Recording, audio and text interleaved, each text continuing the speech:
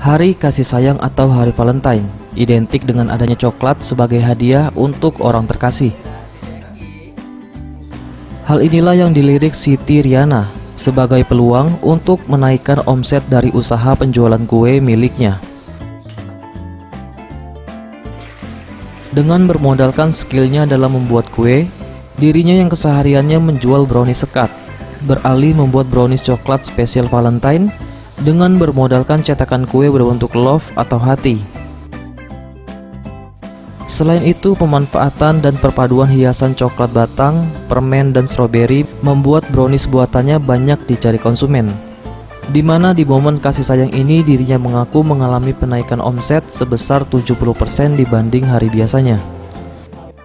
Kalau untuk penjualannya, kita jualnya sebenarnya brownies sekat.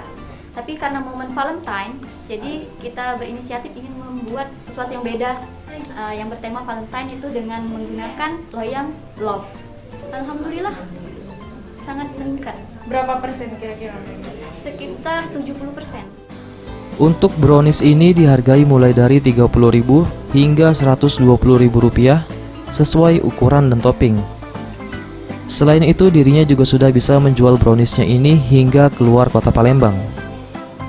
Eza PM, Sriwijaya TV.